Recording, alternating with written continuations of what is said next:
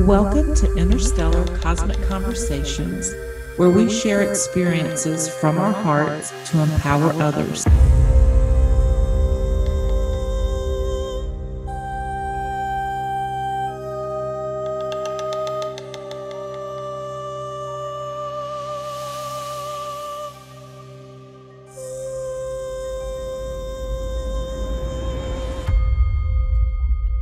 Hello, everyone. Welcome to Interstellar Cosmic Conversations. Today, our special guest is James Bartley. James has investigated alien abductions, particularly reptilian abductions and military abductions, for over 25 years. James is also an independent historian focused on intelligence, counterintelligence, special operations, and a student of military history, and has his own amazing website and his own internet show, The Cosmic Switchboard, where he interviews his special guests and also does weekly commentaries. And we're so excited to have you here for this live Q&A. Thank you so much, James. Thank you for having me here, Patricia. And hello to everyone. Thank you for coming here. So good to see so many friendly faces and friendly names. And thank you for being part of this too, Micah. You're welcome. It's awesome. So, James, the reason that we're doing this is because this was very much requested by people that are aware of your work, that feel that you're a very balanced person in that you know what's going on in the world, you know that you're a sovereign being, but you see all the interference that we're experiencing, and you don't swing to the right or to the left or just in a place of chaos. You just seem to stay in a really balanced state. And so that has created a lot of trust and respect for you. And so I really wanted to facilitate this and give people the opportunity to talk to you one-on-one and get their questions answered. And what I would like to do is talk to you first, just briefly, about some of the things that I feel like that are major, that are going on. We've got, these cosmic wars, and we've got all this factional stuff going on. We've got now North Korea coming up, at the forefront, the pedophilia, and we just got all kinds of stuff that's just being put in our face, and the false flags on top of it. And we know that all this is an agenda that needs to be in our awareness, but in a way that allows us to be empowered, not live in fear, and not let it overtake our day-to-day life. So I would like for you to share whatever's on your heart first to get the discussion going, and then we can get questions coming in afterwards. Yes, thank you for the introduction. You're welcome. What I'd like to emphasize before I answer some of the questions and points you just made, Patricia, is the importance of people taking on board substance over style. There's a lot of people in the field that are, quite frankly, frauds. They're disinformation specialists. I've said for years now that ego activation is a red flag and a sure sign of entity infestation, entity attachment. And if you're listening to somebody giving a lecture, if you're listening to somebody on a podcast, if they take an unusually long period of time to describe or explain a relatively simple concept, okay, I call that non-meat fillers. It should not take them a long time to make a simple point. They're just taking up time, right? I had a public speaking background. I've taken courses in public speaking, and we were taught to sit there and listen for the main points, listen for the subtopics, listen to the transitions from one main point to another, listen for a closing statement. These things had to be in there to make it a speech in our eyes, right? And when I sit and I listen to these people give lectures, give talks, it's very light sometimes on the facts, very light on the data points. And I've talked in the recent past about how there's too many people that spew out a lot of esoterica. And maybe esoteric is not the right word, because in the traditional sense of the term, we think of esoteric, ancient Chumedian, Egyptian disciplines, schools of thought, etc. But nowadays, people just go out there and they talk endlessly about esoteric philosophies. And really, there's no facts or anything to back up what they're saying. These are just theories based on opinions. And a lot of people, frankly, make a lot of money off of it. And a lot of people, frankly, sow a lot of confusion and discord into the field. And what I would like for people to look for is more substance over style. Look to see if there is ego activation at work. Are these speakers constantly trying to big note you, big time you, big shot you, put themselves up at a pedestal and claim all these things that are going on in their lives, and yet they're very light in the fact department? See, because what I see happening, which is troubling to me, is for someone who's coming to an awareness of having alien abduction, reptilian, MyLab type experiences today, they're just saying, okay, I'm going to make a choice today to find out what I can about all this, because I'm currently going through a spate of these experiences. What happens? They go online and it's just a miasma of chaos, discordance, acrimony. What I see also is a lot of the researchers today, they don't have a historical understanding of the UFO field. They can't talk to you about, like, the Bentwaters case. They don't know who Paul Benowitz was, who was a key investigator, who suffered a lot of harassment, a lot of abuse, to the point where they're still writing books about Benowitz and saying he was a fraud. They don't know, they can't comment knowledgeably about a lot of the things, the key points in UFO alien encounters history. And yet they dive right into the deep end and they philosophize. They're talking about 8th, 9th, 12th dimensions, parallel realities, all this other stuff. And that's not helping someone who's coming to grips with this reality for the very first time. And what I would like to do is just to focus on the basics, the core essentials of what is important. If someone is spewing out a lot of ego, if someone is spewing out a lot of non-confirmable data, in the intelligence field, they call that chicken feed.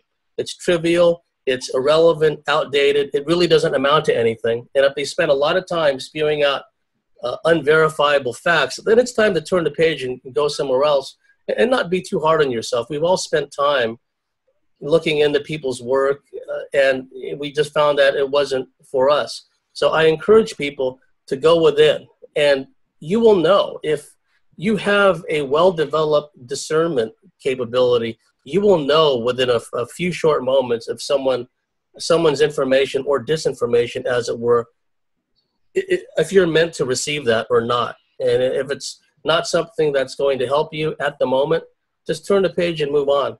And a quick comment about the points you made, Patricia, about all the stuff that's going on. I was just having a discussion with Kylie today, and what we understand about the media, the controlled media, talking about these pedophiles, talking about these sex crimes, what we see it as, and understand that we're coming from a glass half full standpoint. We're not one of those half glass empty standpoints and, always, stuck in despair and hopelessness. But we're also realistic about how the media and how the PSYOP, psychological warfare operations, work. By exposing the Harvey Weinsteins, by exposing after the fact, after like Jimmy Savile is dead already. Okay, it's not really a limited hangout, but it's an incremental normalization process. None of these people are getting prosecuted, really. We've seen none of them go to jail. And we just seen the outbreak of yet another sexual predator, potentially pedophile scandal breaking out with Dr. Nasser, who was the doctor for the U.S. women's gymnastic team. And remember, a lot of those gymnasts, they're underage, right? So when we look at it from that standpoint, they're not really going after people. They're not really putting the indictments forth. They're not prosecuting anything yet, but they're putting it out there almost in an in-your-face, rub-your-face in a perspective. And then also, because these things don't happen in a vacuum, if you look at, and they have different names for it in different countries, safe schools, where they basically push gender issues, transgender issues on little kids. And then when you look at the forced mass immigration that's going on, where Sharia is being imported wholesale, where it's from the eyes of the immigration department and law enforcement in all these host countries, oh, it's perfectly all right if this 90-year-old guy wants to marry a 60-year-old bride. That's their culture. Who are we to say that's wrong? That's being Islamophobic, isn't it? That's being racist, isn't it? You see, gradually, incrementally safe schools, you know, let's get all into the transgender issues. Let's just sexualize children and teach masturbation in class. We have the immigration bringing in the Sharia. Oh, it's perfectly normal, you know, for an old guy to want to marry a young girl. And, oh, these honor killings and all that, that's normal. And, oh, you know, these Pakistani rape gangs that are running around in the UK and elsewhere, that's a lie. It's not happening, and that's Islamophobic. So what they're doing is by omission, they're not reporting these rape gangs running around the UK, for example. They're not reporting what Safe Schools is really all about, but they're pushing the pedophilia in your face by throwing out a few bones and saying, okay, well, this person, Kevin Spacey, this or that person, Harvey Weinstein. But really, it's to inculcate into the public's mind in true PSYOP fashion, yes, this is what we're all about. We're all just a bunch of perps. We're just a bunch of pedos. And we're going to normalize it and put it in your face. Now, again, coming from a half glass, half full perspective, I think it's good. I think it's good that, you know, the person next to you who's oblivious to all this can say, you can say to them, okay, you keep going to the media for all your information, and this, that, and the other news presenter is exposed as being a perpetrator, exposed as being a rapist. Just why do you go to these sources for information when they're utterly discredited anyway? So we can use that to our advantage, right? And this goes for all institutions, religion, the media, universities. There's no shortage of scandals involving the universities. That's why the guy who founded Reddit, that young real genius guy, Aaron Swartz, why he was really assassinated, suicided, because he was plugging into pedo networks. That's what he was doing. What a brave man. What a brave man. The fact that I can even mention his name is humbling to me. That this guy, without blowing, you know, smoke and without, you know, trying to big note himself, he just quietly worked behind the scenes to expose all this, and they bumped him off. And you know what? If his death is going to have any meaning, you know, a lot of us, quite frankly, are going to have to step up our game. And that goes back to what I talked about. We have to go for substance over style. There are some people, and I'll leave it at this, and then we'll go on with the Q&A. If they spend too much time big-timing themselves, big-noting themselves, and they're very weak on the facts, and they don't really have any answers, they don't really have any solutions, everything is just some kind of esoteric philosophy, because a lot of the people coming into the field that are doing research now, they don't have a historical basis. They're not familiar with the big key milestones in UFO ET history. They're not familiar with the key milestones in the research into mind control, into Monarch, MK Ultra, the CIA's Phoenix program in Vietnam. They don't know anything about that. So they're diving into the deep end, and they're getting hit by all sides by all this nonsense and rubbish. So now more than ever, we need to plug into the basic core issues. I'll always preach the basic core issues of what this is all about, rather than flying off the handle and talking about all this other stuff. So anyhow, I hope I answered your question. Thank you so much, because that's kind of what 2018 represents for me as well. Because I started to realize that in day-to-day life, the average person doesn't have the information or hasn't made the connection to themselves outside of this reality. They just don't have that ability at this point. And so I started looking at, like, what really matters is relationships and the trauma and all the experiences that we've had.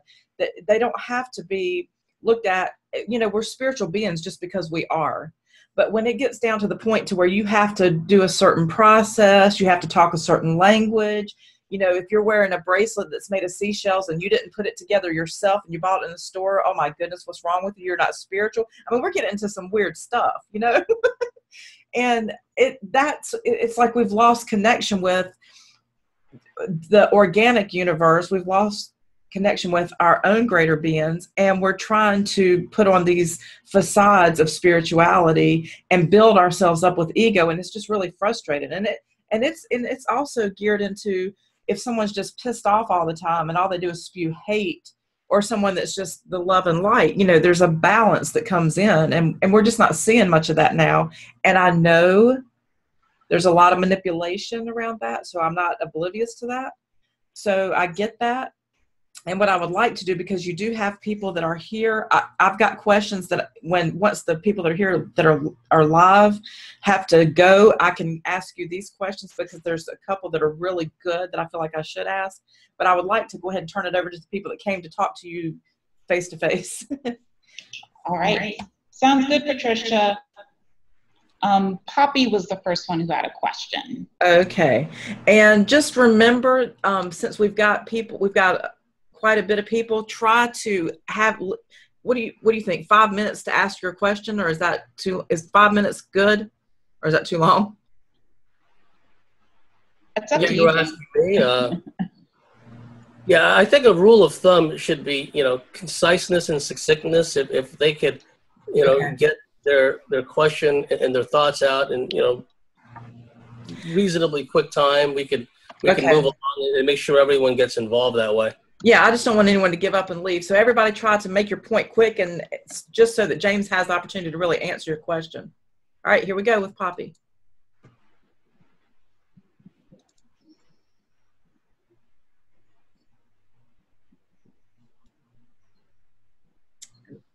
Here we go.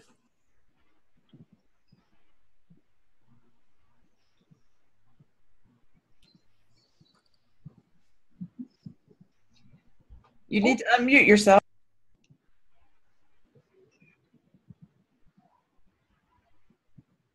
Lower left corner. Got it. Okay. Hi, Poppy. Hi, James. Nice to see you. Likewise. Yeah, so I recently did an etheric implant clearing related to some internal bleeding. I found a place in my solar plexus that's connected to a wormhole that came out through my back. So as I tracked it up with my inner vision, I saw a light whitish coloured ship. It was a bit clumsy and flimsy looking, and it had red symbols on the side. At first the symbols looked Russian, but I don't feel that they are. So I've been asking around and heard that there are also alien ships that have these symbols on them. So the ship also had ropes. I mean, when I looked down from the source view, the ship also had ropes that were hooked into different parts of the earth that appeared to go into her oil channels. So after doing this clearing, I ended up in hospital, so very weak, dizzy and wobbly. There were a few things going on with a toxin-producing disease that caused hemorrhaging in my bowels, and the health department can't explain it, and there is no way that I can see that I could have been exposed to this disease. It's very rare, and no other cases have been reported. So, yeah. While I was in hospital, I had a strange thing happen. So in my solar plexus, one night, it bulged and it went into severe pain. I called a nurse, and when I managed to breathe through it, the pain moved off to the side, and I believe it cleared out of my system. So now, yeah, I've lost the rest of my question. Yeah, are you trying to determine what connection your condition has with that ship that you saw in your etheric vision? Yeah, so it's appearing to me that it could have been an alien type of targeting. Well, some of these parasitic beings, not only in this dimension, but in other dimensions, they do use these tubes and hoses and tendrils from their equipment, machinery, and or their ships to plug into our reality and plug into people. Like, for example, if there's a home where there's a lot of domestic abuse, violence, wailing and gnashing of teeth, little children screaming and crying, that's a smorgasbord. That's a, all-you-can-eat buffet for negative entities. So not only will negative entities be there invisibly, soaking it all up and goading and malignly influencing the people involved, but these tendrils and hoses and whatnot will come in not only into that home, but plugging right into people. And the solar plexus is kind of a ideal spot for these entities to plug their equipment in of one sort or another. Also, those snake entities, those interdimensional snake entities, like to lodge themselves into the solar plexus area. The solar plexus is our metaphysical mind brain center. It's where our gut flora is. I mean, we've got it all going on. And like when Carlos Castaneda was taught by Don Juan Matus and talked about shifted perceptions, when one looks at a human being, the man of knowledge or woman of knowledge will see them as a luminous egg and with all these tendrils extending out into infinity, but it all seems to stem from the solar plexus area. So if that area is blocked off, if there's energetic blockages, what have you, it can cause disruption because we're a holistic energy field. Everything has to be flowing and whatnot. So I'm not like a healer, or I'm not a naturopath or a homeopath. I'd like to know what you do later on to help your condition, and I hope you get better. Thank you for sharing that. But all I could recommend is just if you can work on your gut flora, you probably do, because I know that you're a natural person and you eat naturally. And I'm a big believer in probiotics, right? And it's not easy to find good probiotics that don't cause you all kinds of painful spasms, right? You have to, if someone's interested in finding such probiotics, let me know, because I know how to source them. Great. Thank you, James. Thank All you, right. Papa. Thank you, Poppy. Okay. Awesome. Thank you so much. Let me go here. Micah, you know who was next? Yes, Carmela is next. Carmela is next. Okay, let me. Oh, hang on. I've got to switch what I'm doing here.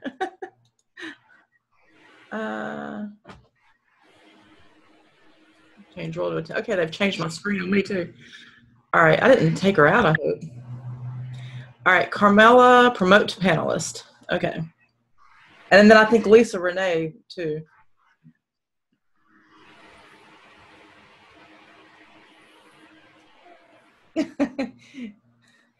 Wow, you look like you've been sleeping.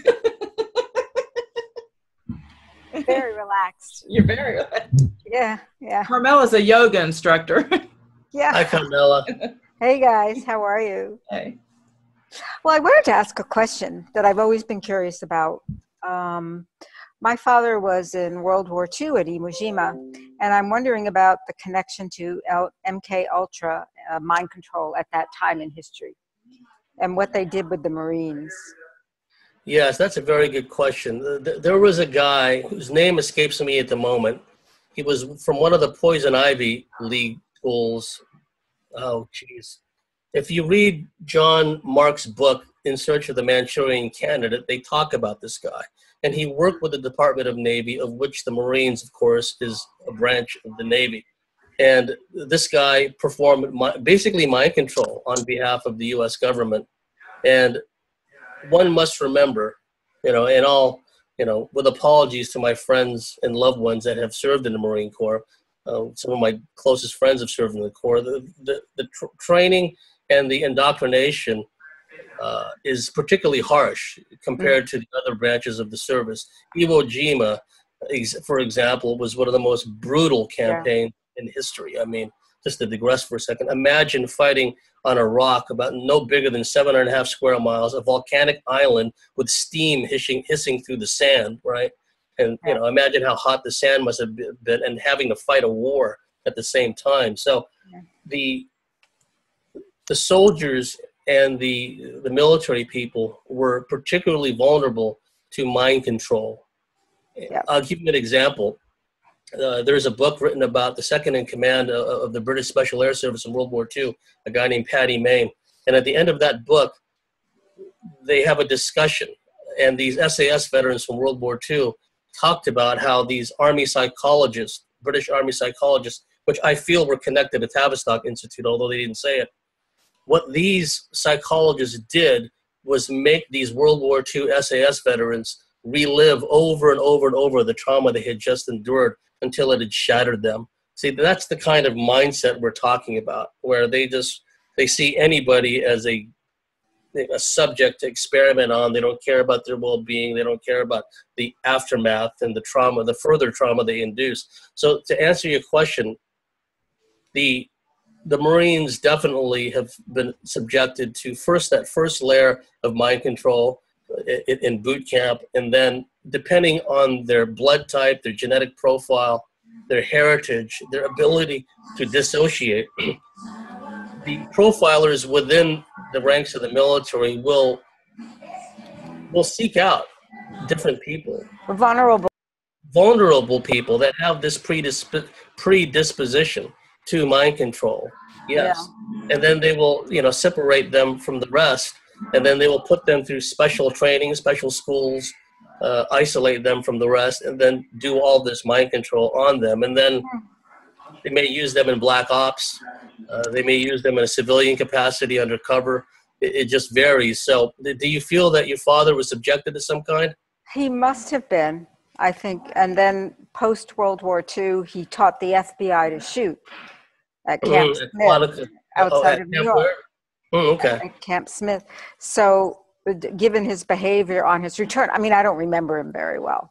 So I'm just trying to piece this all together. He died at age 36. Oh, that's too bad. From a heart attack. But it was a lot of PTSD, and I assume now there was a lot of mind control.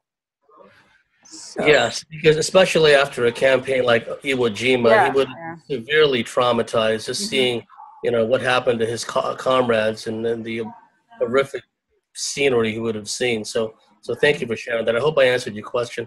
Yeah, I was just curious about that. I've been reading some books about it. And, If you want to read a good book about mind control, about CIA military mind control, read the book by Douglas Valentine about the Phoenix Project in Vietnam. That's a very good book. It goes into a lot of detail about what they made these people do in Vietnam, right? All branches of the service that were involved with the CIA Phoenix program. Okay. All right. Thank you. Thank you. Thank you for sharing, too. Okay, next we have Lisa.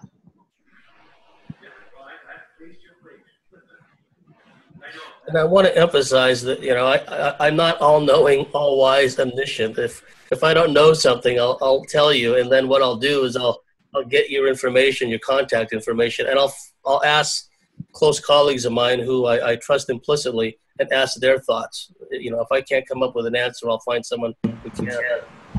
Well, I wish you had told me that before we started this. Lisa, how are you doing? Hey, Lisa. We can't hear you yet. Let me see if I need to. Hear me now? Yes. Okay. I don't know how to do this. I'm lost. You're doing great. Okay.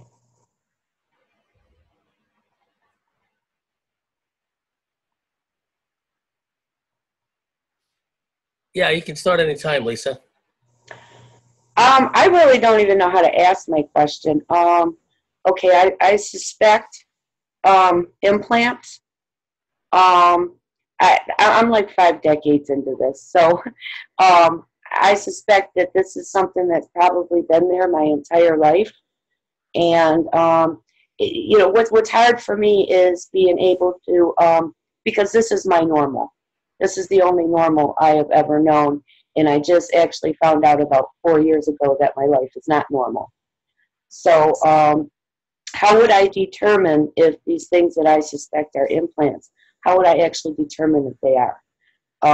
I'm pretty certain that they are, but What part of your anatomy do you feel these implants may be? Are they physical implants, you feel? Well, okay, I have a lot of weird things with my ear, my right ear. I will have chronic pain that just strikes out of nowhere to a point where I can't even move my head or make a facial expression.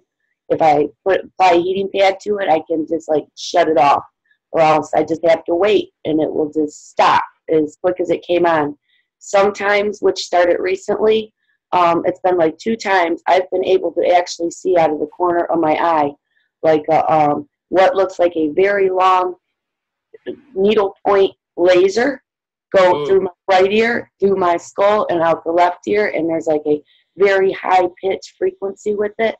I also feel on the back of my neck at the base of my skull where I like out and out get hit and attacked a lot. I feel that spot, it vibrates just like, it feels just like a vibrating cell phone.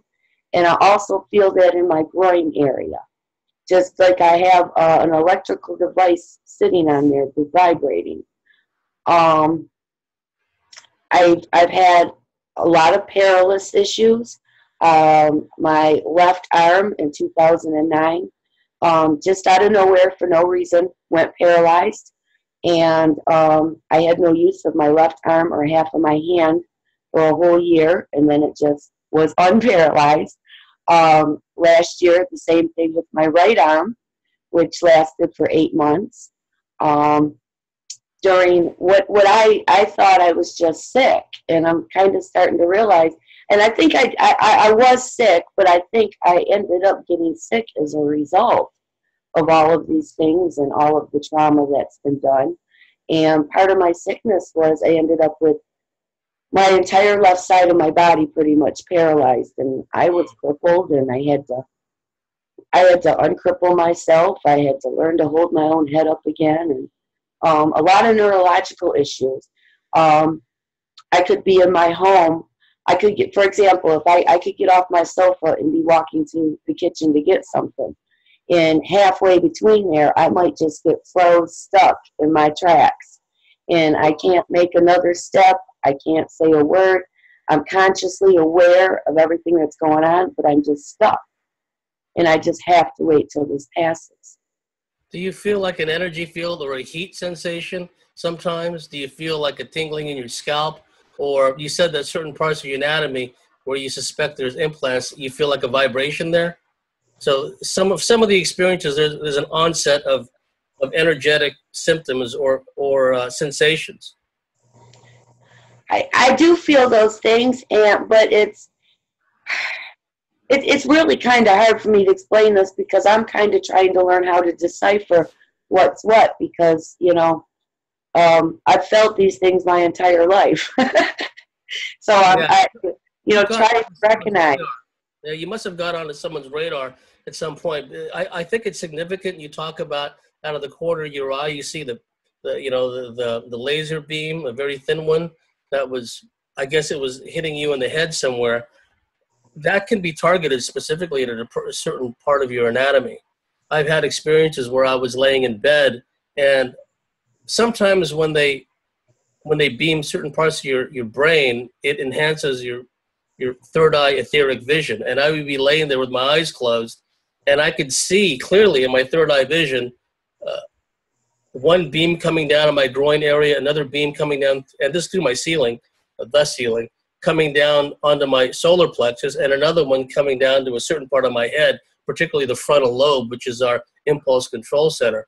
And what they do is they can utilize lasers also. If they have like a cavitator system or some kind of system where the laser can home in on, see, they tune in on our energetic biofrequencies. They don't even need implants to track us anymore, or digital devices, at least for people that are in these projects. So they know who we are, where we are, by the unique bioenergetic frequency we emit. So I think that what you said about the laser beam coming at you was significant. Also, the base of the skull, that's the oldest part of the brain. And actually, the R complex sits atop the brainstem.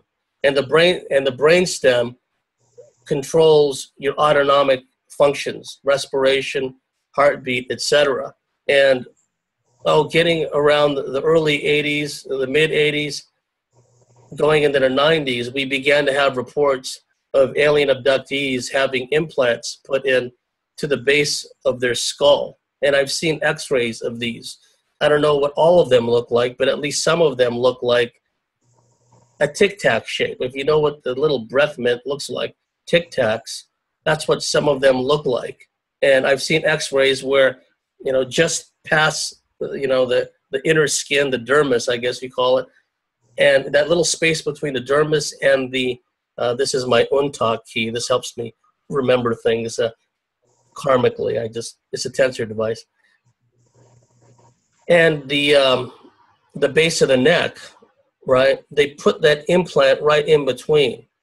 And like I said, that part of the your anatomy, the brainstem, controls all these autonomic functions. They also control how one perceives their surroundings. So it can manipulate people's sensory input, make them hallucinate, essentially. So there's a lot of things that can be done with an implant in the base of the neck. And an implant in the groin area can amp up someone's sexual chi, a kundalini kind of rising experience, the sexual arousal mechanism.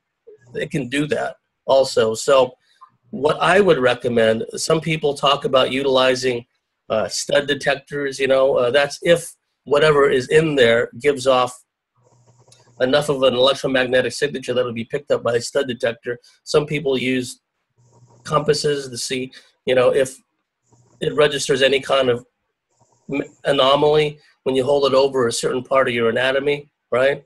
So that's what could be done also. But if you feel they're there, I would go with your gut instinct. And those places you described, also the thing about the ears, that if when implants are put into the ear or behind the ear, and sometimes behind the ear they could take on the shape of a small BB.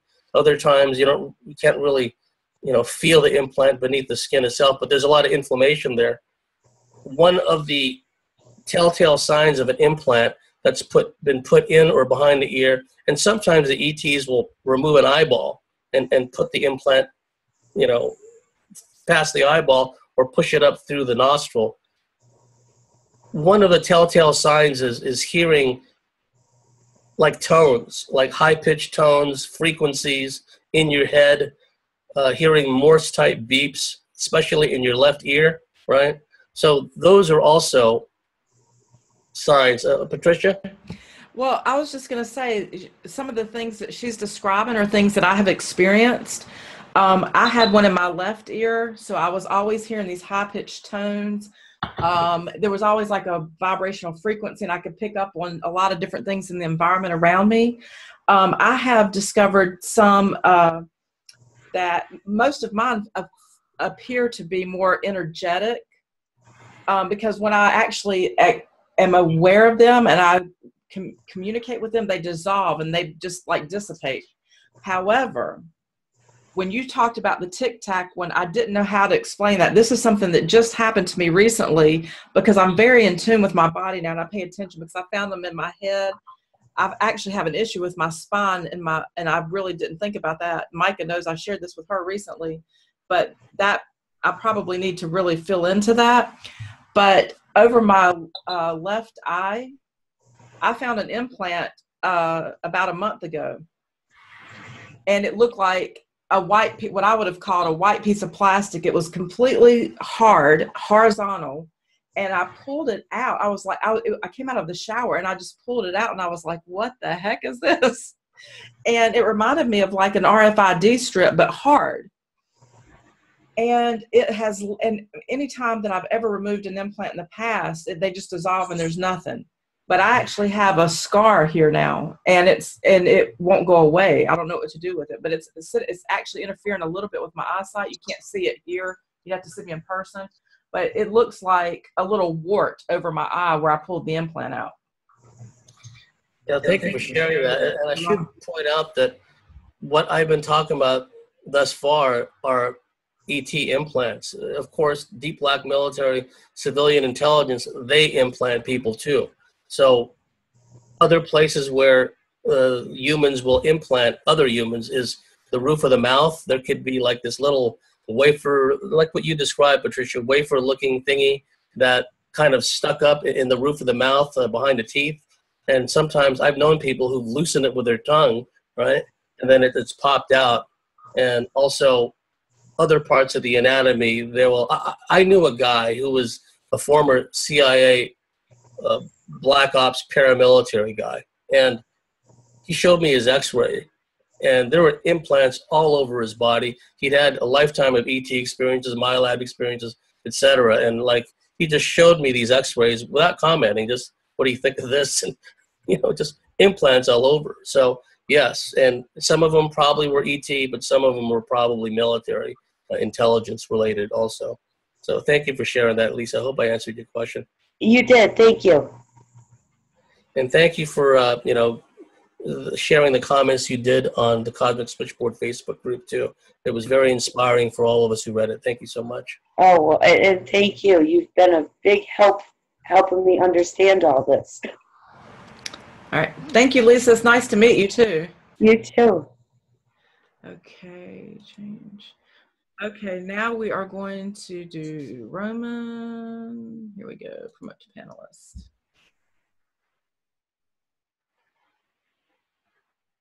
Welcome, Roman.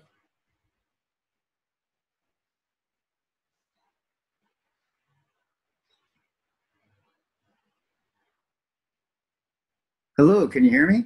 Yeah, I can hear you now. Oh, awesome. James, I came across your material, 2-3 years ago. It's been really awesome following you over the last couple of years. My question is, most people like myself have been following this material since like I was a kid, Chariots of the Gods and the movies and other material that we come across, but don't necessarily have a conscious experience of the non-corporeal realms or non-human intelligences, right?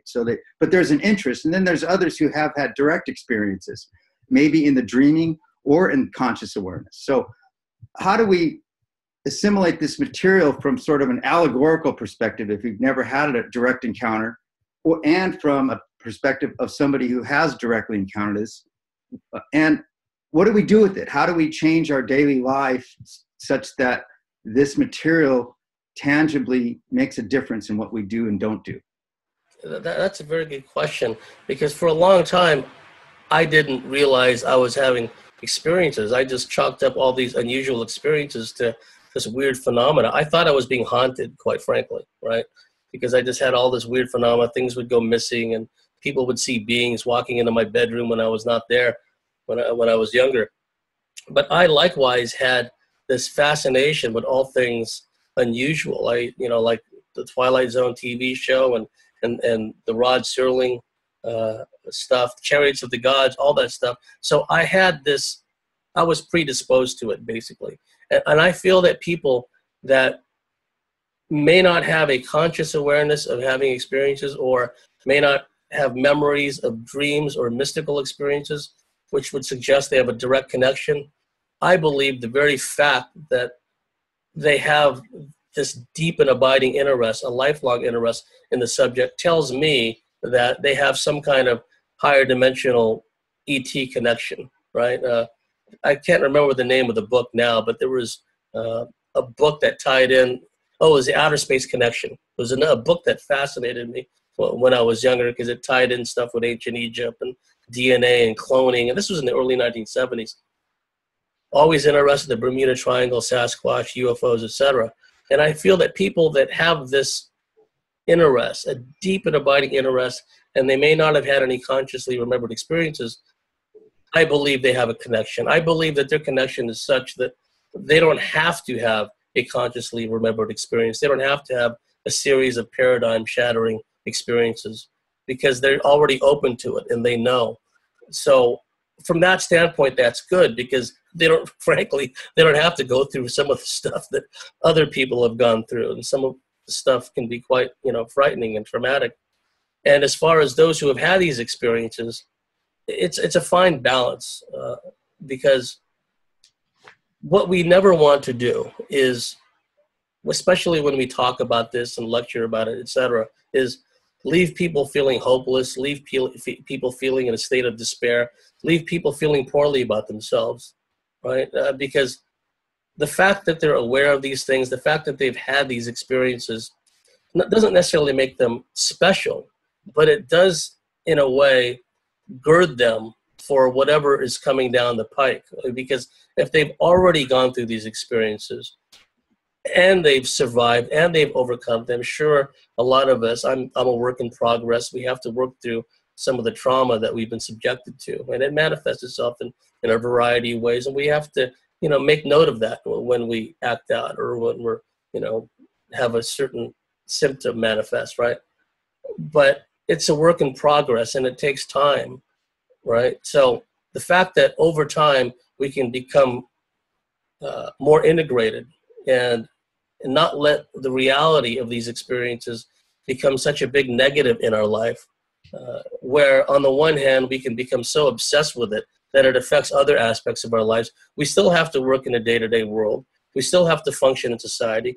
We don't have to talk to everybody we meet about this either, right? We kind of have to play the game depending on what one does for, you know, a living, what one's occupation is. There's still some degree of discretion involved.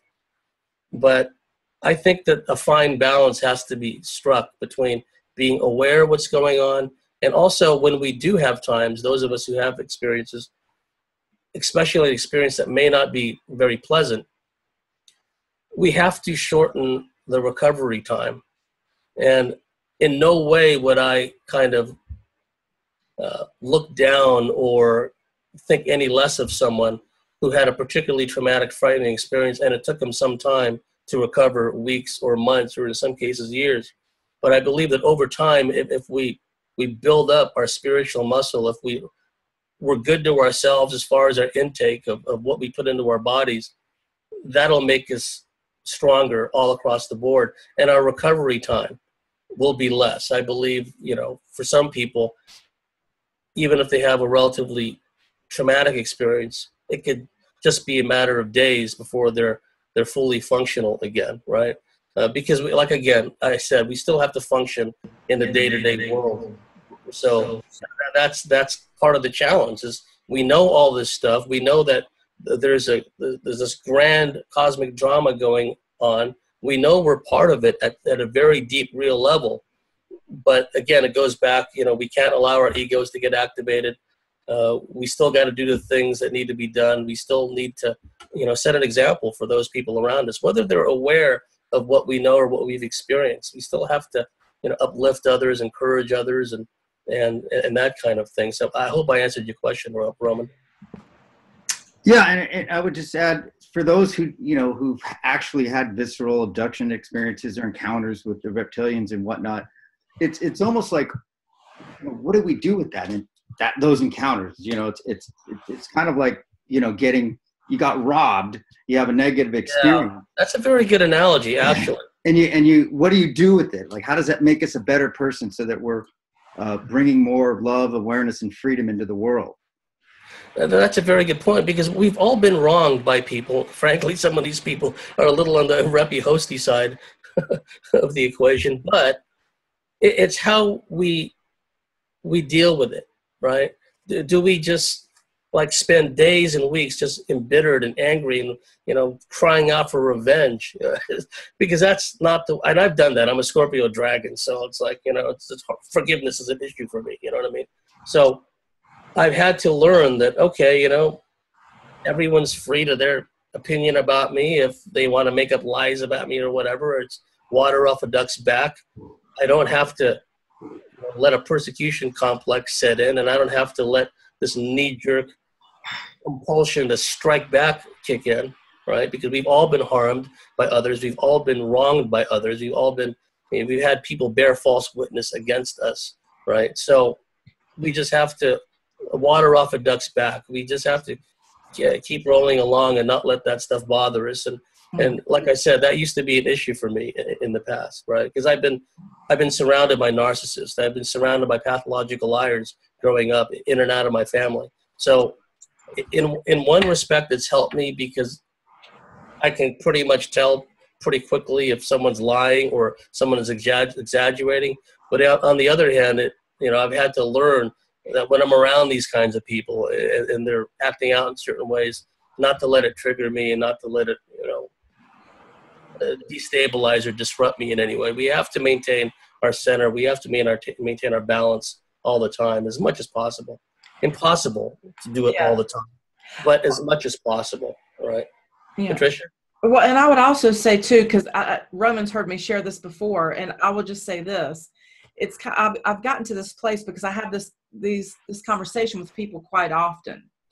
And it's kind of like, well, how do we get out of judgment and go into discernment? Because everyone's saying, well, I don't know how not to judge and be angry and how not to want revenge for the traumas that I experienced. But we all have experienced traumas in some form or another. And so because I do have this empathic nature, but I'm also a Pisces, so I could be that fluffy float off into the fairy world and, not be realistic. I have to also be aware of that and come back to reality. And it's this: for every person that I see something that has been harmful to me, I can also see where I have that inside of me to harm someone else. It's a matter of whether or not I've healed from the trauma, whether or not I came in with maybe a different awareness and what my role is to play out at this particular time. But every single person that is hurting someone has been hurt by someone. And they're responding and behaving in a way where they're still living in survival mode and trauma themselves. And they may seem like the biggest asshole, narcissistic, perverted person that you've ever met, and you can't even comprehend how someone could love them, but you don't know what they experienced that took them to that point. So if I saw someone abusing a person, would I get involved? I'd get involved 100%. I'd stop it. I wouldn't condone it. And I would sacrifice myself in most cases to help another person. But after the fact, when I'm dealing with the person that committed the atrocities one-on-one, I would look at what the root cause is. Where did this come from? That's important to not make it a personal issue. And then thank you for sharing that, Patricia. Yeah. The reason I brought up the human equation of, we've all been hurt and we've all hurt others, it's something that we can relate to. Now, getting back to your point, Roman, of how do we deal with it when like a negative entity does us harm psychologically, physically, spiritually.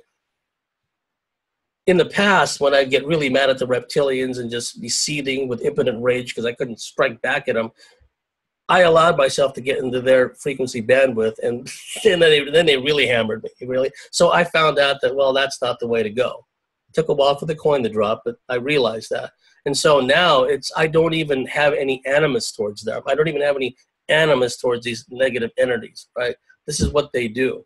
And so it's self-defeating for me to be angry about that and lower my frequency so it's closer to their bandwidth. That's self-defeating. And the reason I brought up the human element is because we're surrounded by humans all the time, their foibles, their characters, et cetera, et cetera.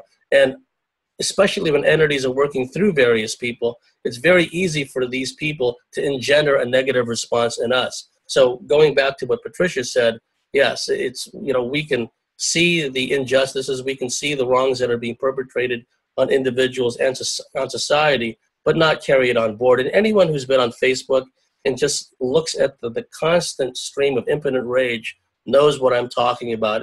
Facebook is such a negative AI misery fest at times. And I make a point, I put comedy up, Monty Python, I put, clips of, rock and roll bands playing live, and I put funny things up and animals. I just want to mix it up. And sometimes I fall into that pattern, like, share, and then I realize, oh, shoot, I've just put out 5 essentially negative things, So I have to catch myself when I'm doing this. So thank you for sharing, Roman. I appreciate it. Yeah, thank you.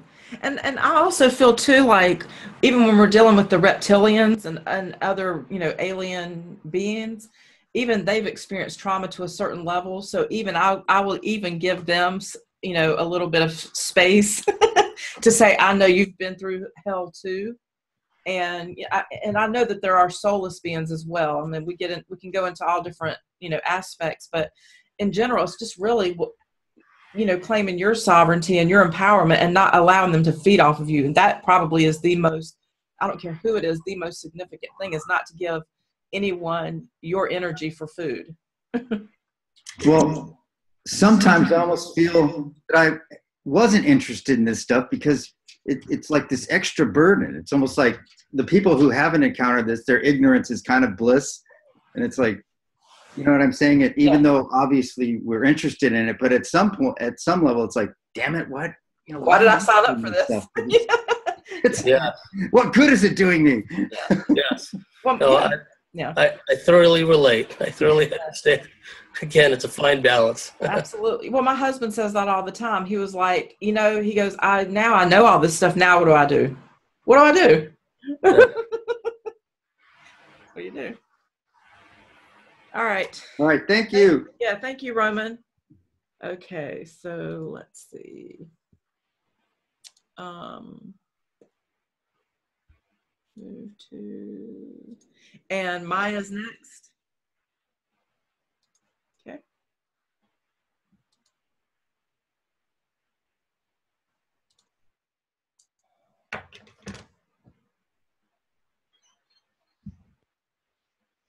Hello, Maya. Love the background. That's all her artwork. Is my microphone working? Is it, can you hear me? Yeah. Okay. So let me try to find the question I wanted to ask.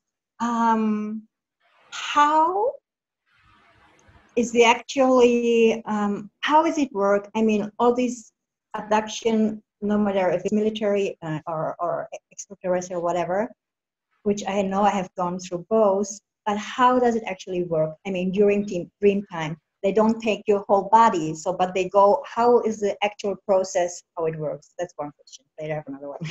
Well, there's basically two kinds. In some cases, they actually will take somebody's body, the ETs and or the military.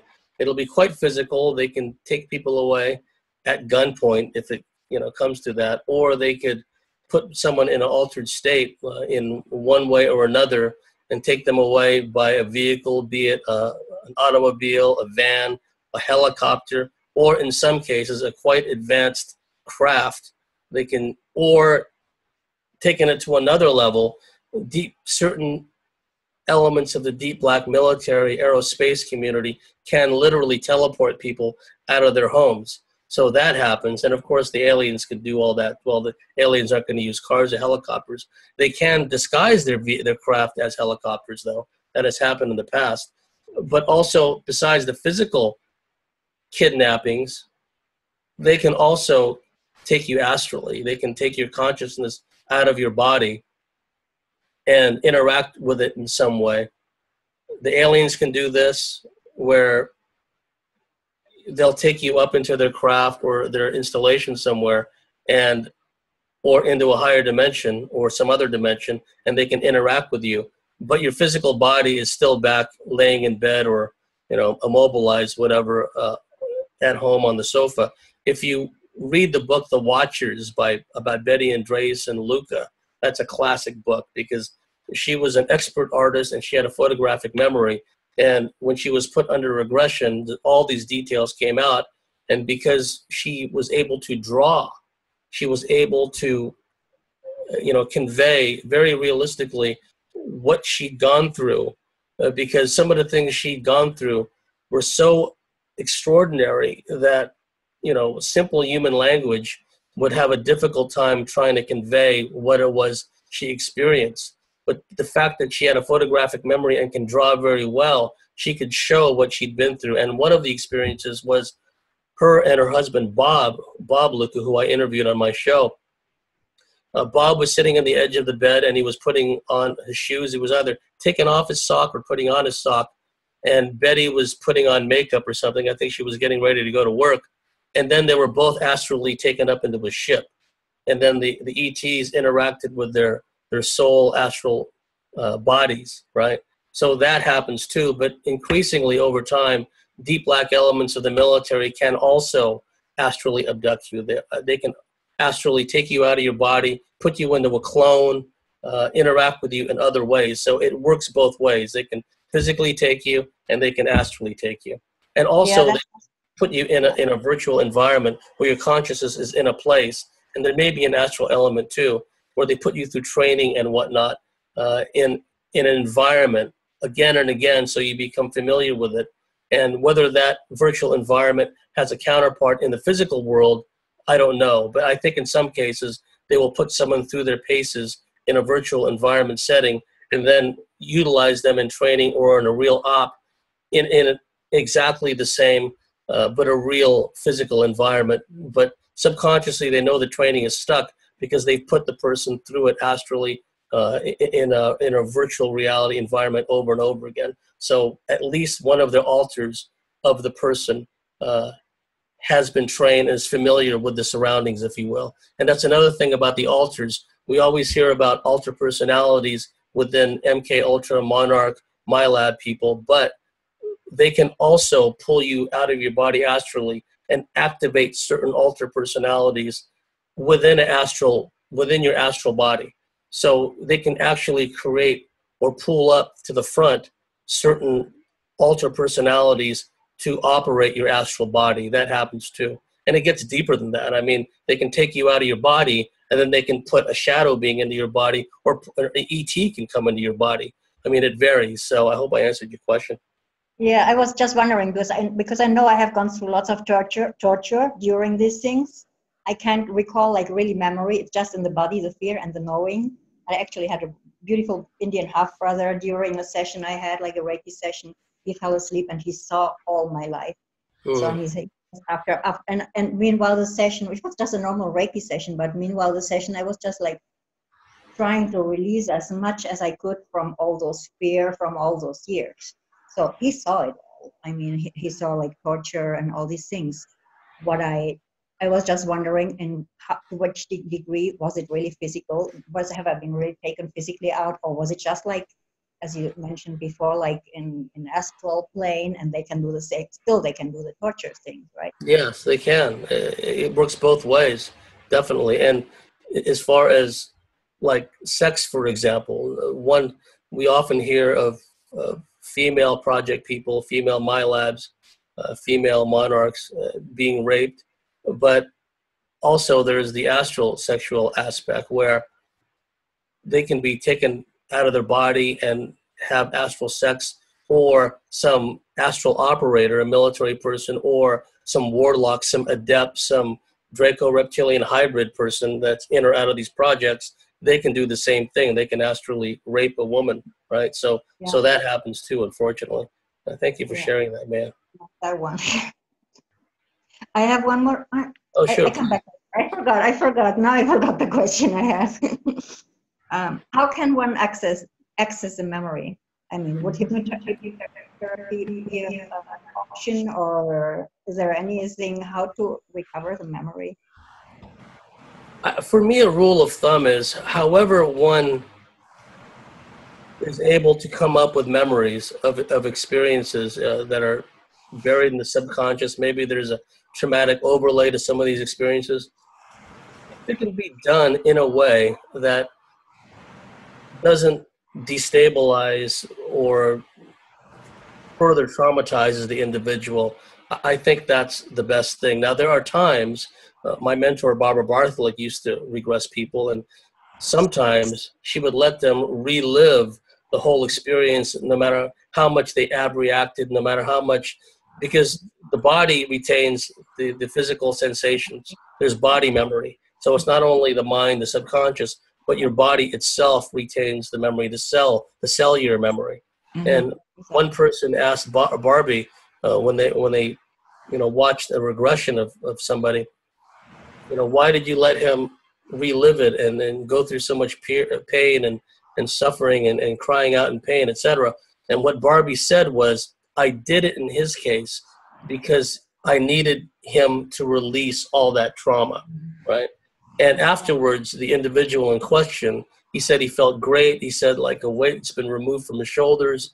It was the first time he could really breathe easy. So, but Barbie had been doing it for 25, 30 years by then. So she knew what to do. She was trained by a world-class hypnotherapist. So the key is, if one wants to go the hypnotic regression route, find someone who's qualified, find someone who will not ask leading questions, find someone who's not an outright skeptic, because if these memories start coming up, and then the person says, "Oh, well, that's nonsense," well, they tell themselves that, the therapist, he or she may move the regression in another direction, and so healing does not occur. In fact, it's another example of invalidation to the person, right? So it's basically saying, well, whatever you experience, that's nonsense. That's just, a screen memory or confabulation, and I don't believe you, basically, right? So that's just another layer of trauma, another layer of invalidation. So, and these people don't grow on trees. One really has to work hard to find these people that are really good at what they do.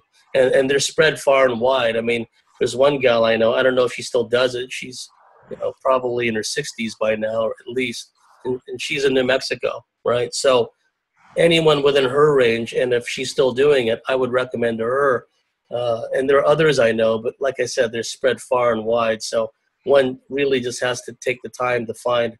Also, one could do certain self-healing modalities to help them safely recover memories, buried trauma, and process it, right? I'm not qualified to talk about that, but a friend of mine, a colleague named Brenda Butler, who basically does the same thing that I do, except that she is a therapist in many ways. She teaches people what's known as primal heart therapy, and it's a way of tuning into your physical heart and then using that to put you in a safe place, and then going within and then dredging up past memories, submerged subconscious memories of trauma, also not only in this life, but in past lives as well. And from what she tells me, it can be very healing.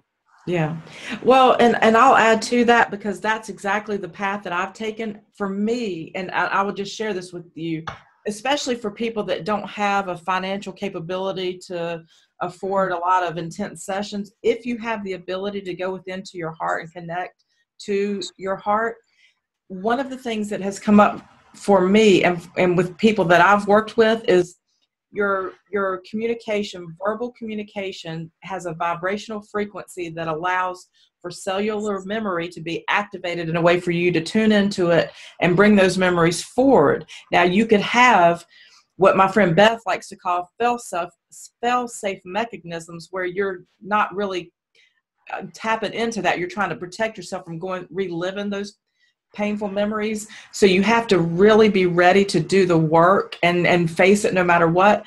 But you can absolutely, in a safe space where someone is allowing you to express yourself, where they're not judging you, where they're not trying to control you or manipulate your memories because they're trying to, or they're defensive because maybe they played a role. You need someone that's a completely neutral observer that can hold the space, that will allow you to talk, allow you to be heard, and allow that to bring up memories within yourself.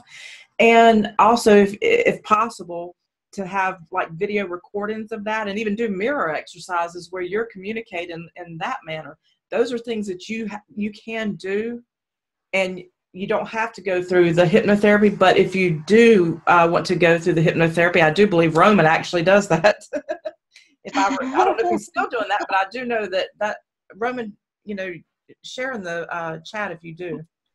I think that I remember that correctly, that you do the hypnotherapy, and he's an aware person. So, it just depends on what's right for you and what you can do on your own. I came into this reality wanting to know, and I've spent my whole life in conflict with most people around me because I couldn't, I would go into something trying to improve myself, trying to be the person I'm supposed to be, trying to conform. And every time I would, just push myself through it because it made no sense to me. I came here to do the work now. And so I was just, I was born to do this at this time. So, I feel like it really depends on where you are and how much assistance your soul needs to help you get through that trauma. Sometimes you do need someone else. Yeah, sometimes you do. Yeah. Thank you, both of you beautifuls. You're welcome. Okay, it is Nathan next. So let's do this. All right.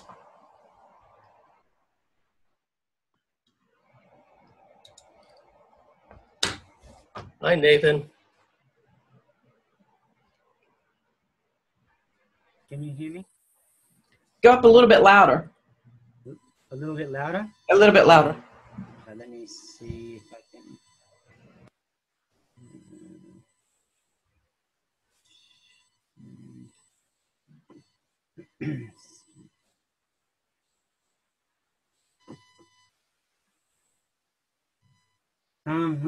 Let me just, maybe I'll bring the microphone a little bit closer. How does that Yeah, you sound good now. Yeah. Yep, okay.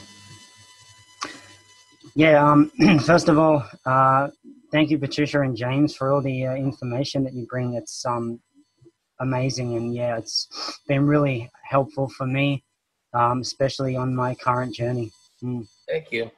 Yeah, my question is kind of going on from, because I've been recently chatting with you, James, via Facebook through the messages, and I recently had an abduction experience, but I was capable of remembering certain parts, and I actually believe that I was conscious and woke up in a particular point where I was aware that I was being tortured. And I also had another experience last year that was probably, I think it was in maybe June or might have been May. It was another point when I actually remembered something that happened, and I felt absolute terror. And I'm curious in regards to that. I'm wondering, in being aware of these kinds of things now, it's like, would you have an idea why I would be able to remember these things at this point in my life rather than earlier in my life, even though now I'm starting to put the puzzle pieces together and I realize that I've experienced this since I was a child, but I'm wondering if the particular type of abduction experiences have taken place on this particular type of level, maybe because for me, I'm trying to, work on my internal self to try and move forward in my path to deal with all my traumas and my, emotional issues. And, for my own, for my own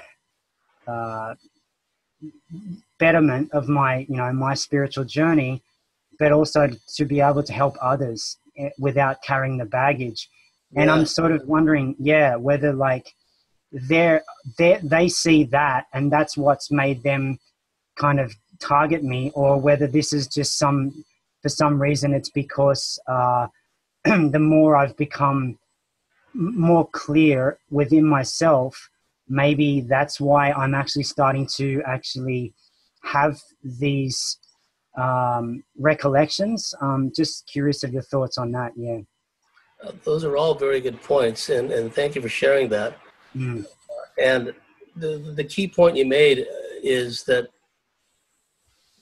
sometimes we have to be in the right spiritual, emotional, physical state of being to process this. And then what happens is, almost in a higher self, oversoul manner, and sometimes each one of us has like an internal alarm clock that goes off, and it varies for everybody. And it goes off at a certain point in our life when we're ready to start processing this information. We're ready to start having, for some it could be fragmentary or limited flashbacks. Sometimes the memories or fragmented dreams of real experiences come through in dreams. But however it begins to manifest, it's as if, and if I didn't know any better, I'm just going intuitively here, it's as if at some oversoul level, a decision was made that we're fully in agreement with on a subconscious level to start knowing these things, right? Mm. And also you made a very key point about the importance of one being healed before they can presume to want to help and heal others. Right. And this ties into what I said earlier at the outset, you know, little spiel I gave at the beginning. What I see in the field is a lot of patently unhealed, fragmented, at times incoherent people that would presume to want to heal others. And some of these people, quite frankly, I feel are entity infested. They have entity attachments, or sometimes are outright hosts for entities. And yet they presume to go out and heal, do energy body work on people, do all kinds of different modalities to people when they themselves are unhealed. They themselves have not worked through the trauma. So that is something that is very common in our field. So thank you for bringing that up, because I don't presume to want to heal anybody. I'm an information giver, right? I share what I know, and I provide it in a conceptual framework that is understandable for most people going through these. I look at it from a standpoint of, if I'm just coming to grips with this right now, what kind of information would be most meaningful to me? What kind of information would have the most practical value to me who's going through this? So I always look at it from the standpoint of, what does someone need who's coming to grips with this for the first time right now? But from your standpoint, Nathan, you're further down the track, because you've probably known at some level you've been having these experiences. And the fact that you can safely have memories of being tortured, safely have memories of going through certain types of trauma, and not let it, disrupt and destabilize you, for any length of time. That's huge. That is. Yeah, I mean, I must admit, for the first few days, I was actually getting a little bit pissed off. But then I mean, through your own show on the Cosmic Switchboard, I got in touch with Poppy and Stone Hobbit. And just by talking to those two women. Wonderful gals, by the way. Yeah, my energy really was a bit more balanced out through just being able to talk like this, which helped, because most of my friends actually live in Canada, where I'm in New Zealand. But the fact that I'm very isolated where I am, so it was hard to find anyone that actually had an open mind to the extent of grasping what I was wanting to vent. Yeah. And you know what, Nathan, that's a perfectly understandable and reasonable response. I mean, we all go through, darn, they nabbed me again. They did this to me. And even if one may not be consciously aware, they may have like a dim memory or a fragmented memory of something happening, maybe missing time, maybe waking up with a bruise or a mark. But it's how we act out. If like we're, on a short fuse emotionally, if we're kind of in a fugue state, etc. Those are all outward indicators that something has happened. And then we have to begin the process of healing. So it may take a couple hours. It may take a few days. For most of us, it takes a few days to come down from something like that. So, can do that. That's outstanding. Yeah. I wonder if I could just add something. I don't know. I'm not sure if it's something to do with the whole experience of late or not, but I mean, I'm actually traveling up to Hawaii in the next coming week, and this is something that it's been confirmed with me from Spirit earlier in the year. Actually, I think it was near the end of next year, and I just feel like something big's going to happen. I'm not exactly sure what, but it's almost like these. I mean, whether it be the energies lately, this happening, just a whole range of things, just kind of it's almost like they've been just really difficult to I don't know, go through, and I almost feel like it's ramping up more the closer I get to my upcoming trip. But then I'm not sure if there's something, is there something that's going to take place there, or if this is just, again, like I said earlier, about just I'm sort of evolving within myself, and that's just, excuse me, it's just a particular point in time where it's very close to that. Yeah. Do you feel like, are you starting to have doubts, for example, about going? Are you having misgivings, or are you having thoughts of maybe not going? Is that what's happening? Not necessarily doubts of going, because I know that this is something that's been like confirmed like a few times, directly from spirit. So at points where I've had to go, whoa, okay, like I see, I get it. All right. So that's why I booked the trip anyway. But I feel like what I'm actually going for is a workshop, but I feel like the workshop isn't the center thing that I'm going for. And it's almost like, I don't know, I keep getting told that Hawaii is a very healing island, or a bunch of islands. Yeah, I don't know. It's nothing I can really say. You've got an internal navigator, internal guidance, and I would go with that, because a lot of people that have gone to conferences and gone to workshops, they know that it's the meetings after the meetings that are more important, not so much the lecture, not so much the workshop. It's the connections that we make. Patricia was talking about this, the relationships. And also, Kylie and I, we have a saying now, and, pardon my Anunnaki, but we're calling it 2018 is the year of no more bullshit. This is what we're calling it, right? So if we have that internal BS meter, and then if, say, you go to a place and you know that something important is going to happen there, go with that expectation. Something meaningful for me, whether it's meeting somebody, whether it's interacting with the energies of a given place, whether it's some kind of experience or a dream or whatever the case may be. There's going to be a before and after, and then when you come back, it's like, how do you process what happened to you there, and what is the outcome? Chances are, if some kind of an activation, if you will, takes place there, things may open up for you.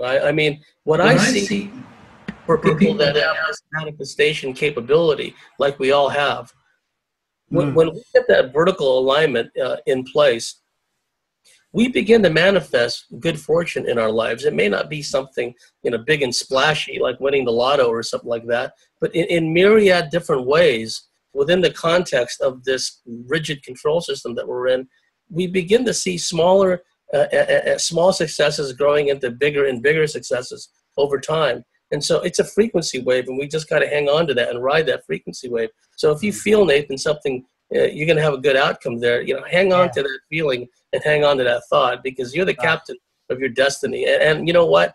I'm really glad you're doing this work, because we need the people out there that are grounded, well-balanced, coming from a heart-center perspective to do this kind of work. And you'll be able to reach people that I'll never be able to reach, because you're you and I'm not. You see, you'll be able to relate to people. People will be able to relate to you because they resonate with you better. And that's important. We can all make a difference.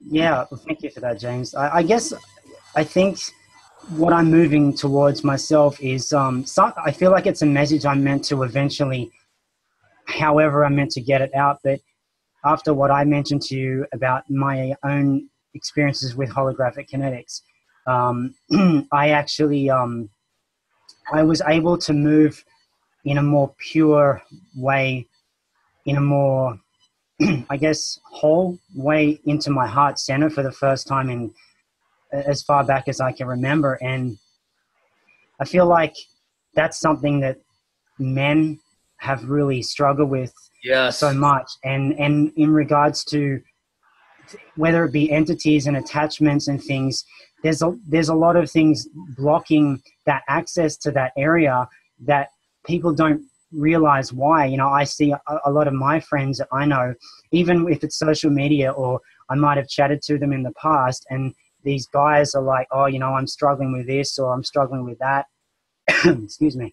They don't realize that there could be far more things going on in the hyperdimensional sense. Yes.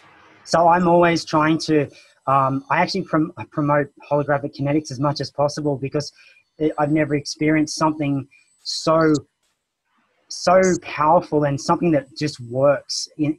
I really sometimes I'm lost for words, but a good friend of mine, yeah. tells me a lot about it. She's gone through it for a practitioner up in Queensland somewhere, and right. It's done wonders for her. Yeah. And, thank you. Yeah. Oh, and you're welcome. And I also want to say too, when when you're talking about like the different traumas, I don't want everyone to feel like every trauma in their life is from some entity or energy that's ET related. We also are dealing with karmic relationships from people that we've interacted with, whether we want to call them different timelines or different incarnations. I can give you a great example of my mother. She was in my energetic field for most of my life. And a lot of the insecurities and the pain and the things that I was feeling were not mine, they were hers. And they were guilt and suffering for the trauma that she had created in my life. The role that she played was carrying on for her, and she could not release me. Yeah. And so we also have that. And so to look at and examine, and I would like to say that when we come together like this, this is what I feel is so relevant to now, more than just hearing information, is actual human connection and creating the conversation to where everyone can come on and share and hear what other people are experiencing and what other people's solutions have been. I feel like this is a real step in healing and revealing what's going on within our lives and how to get to where we are living truly sovereign in any situation. Yeah. Yeah, I actually had to go full no contact with my mother, who lives in Australia. She is a narcissistic personality, and I didn't realize that until I was in my early 30s. But yeah, I had to deal with that. That was traumatic for me, and now I'm like doing so much better, and I just feel more liberated making that choice. So yeah, I completely get what you mean, Patricia. Okay, yeah.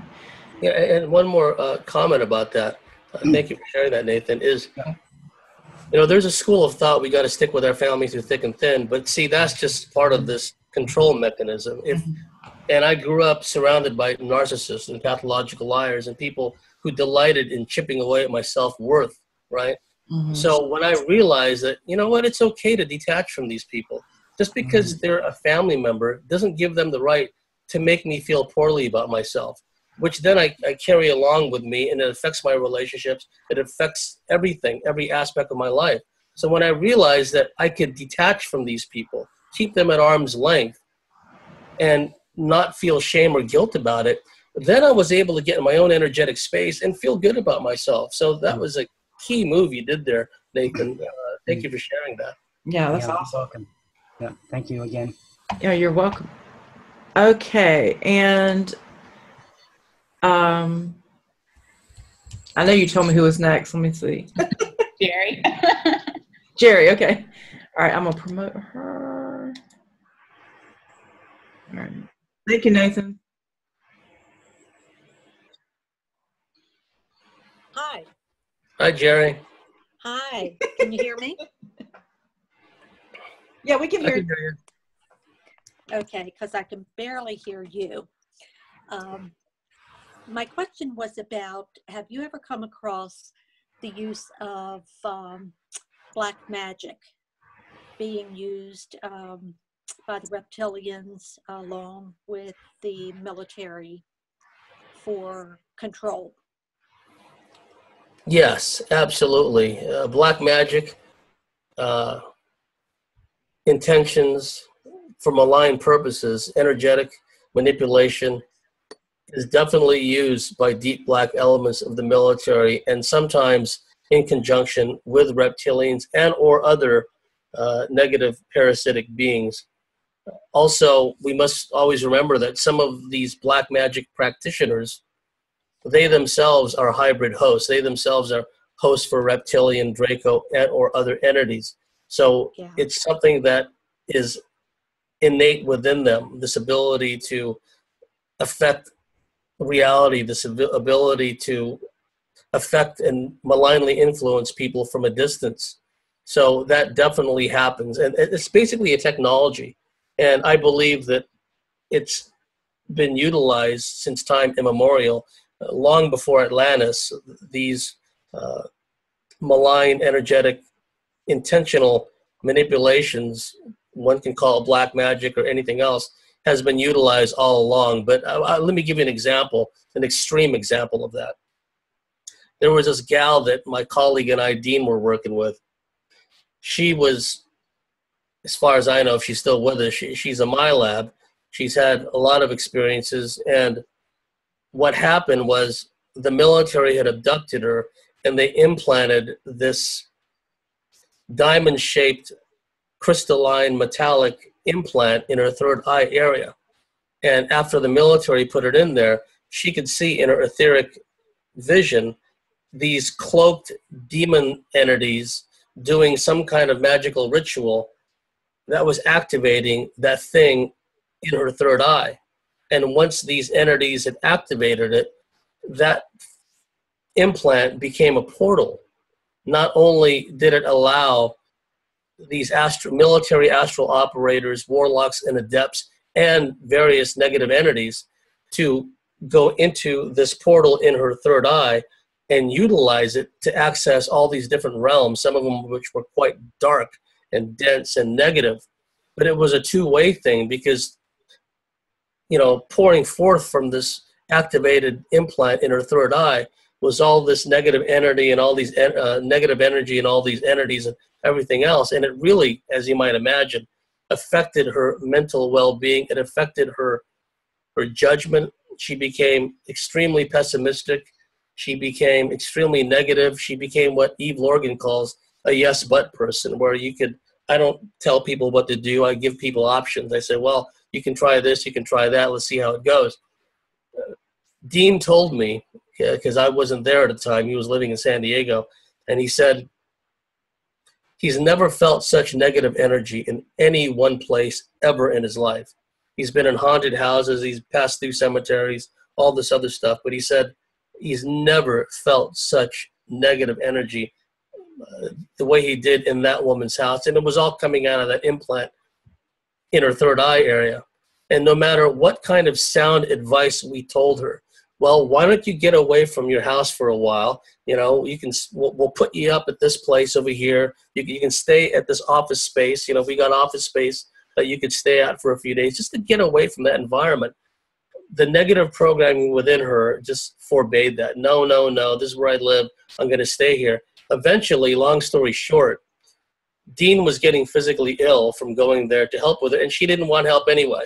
The programming was such that the glass half empty syndrome was such that no matter what viable, practical advice we were giving her, she just knocked it back every time. And Dean would come away from those meetings with her very ill, energetically drained, bad fortune, misfortune would begin to happen to him, right? So after a while, you know, we had to detach from her because there was nothing we could do for her. She had that thing in her head.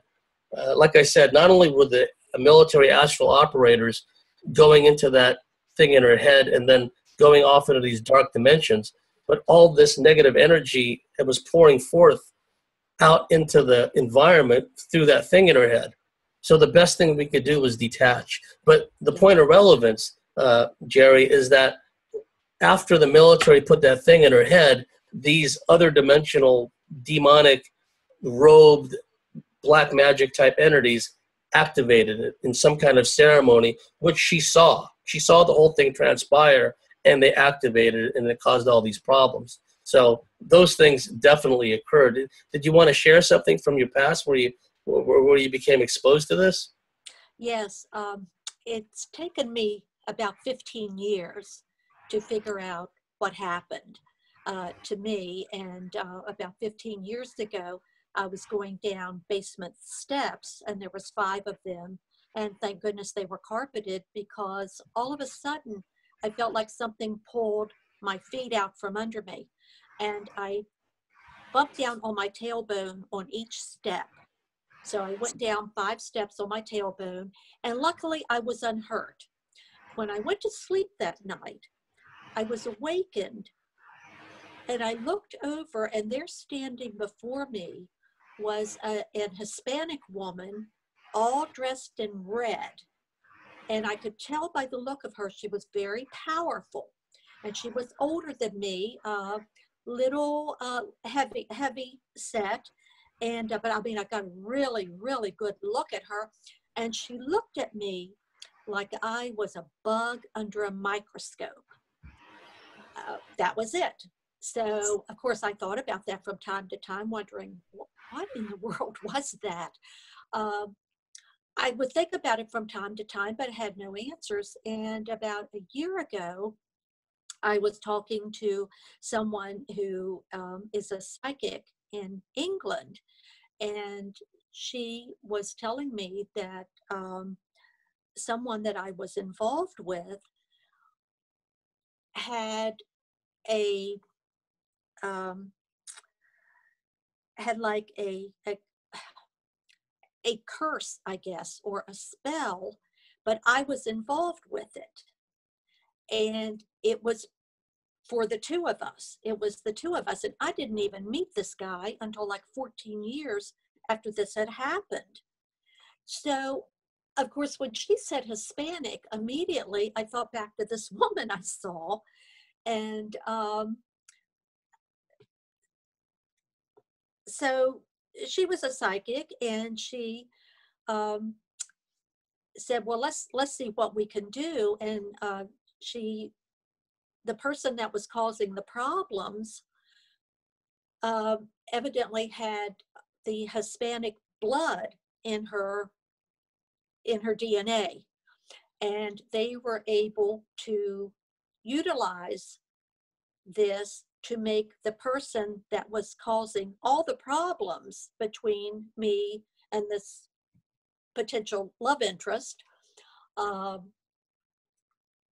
She had the DNA that they were able to use to keep us apart, because together we would generate too much, I guess, good spiritual love and healing.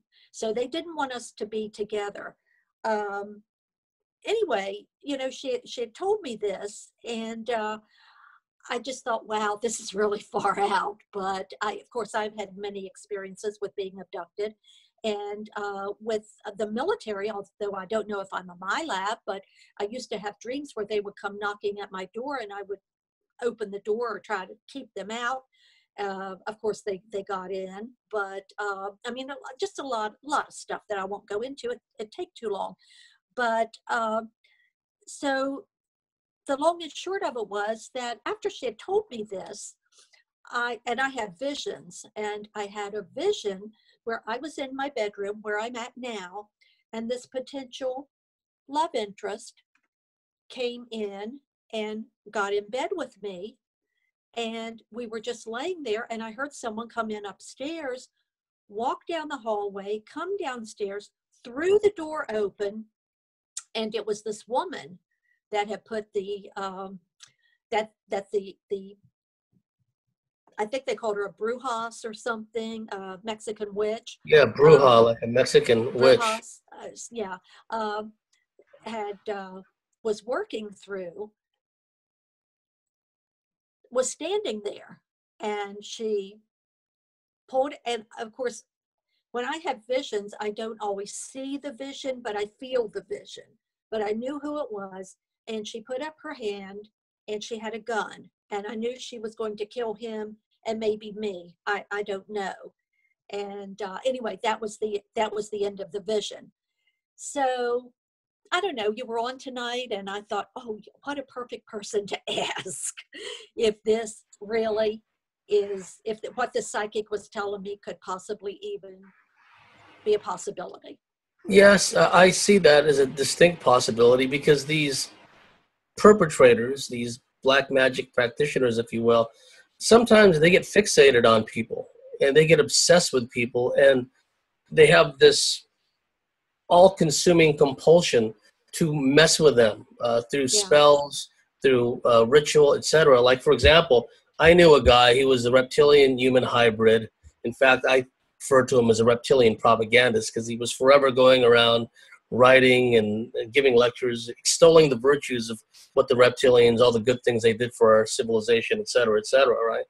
But the guy himself was he was a warlock, basically. And what he used to do for women in the field was he would get to know them on the internet, and then he would begin to astrally rape them. But he didn't realize it as a two-way street because some of the women that he was doing this to were MyLabs, were ET contactees, and were quite gifted intuitively, psychically in their own right. So sometimes he would be linked in energetically, psychically to these women, but he never realized that it was a two-way street, and they can see him remotely doing all this stuff.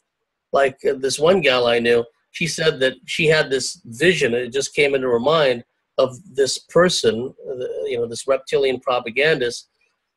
He was like on his knees with his head down on the ground, and he was surrounded by all these candles. He was doing some kind of ceremony, some kind of magical ceremony.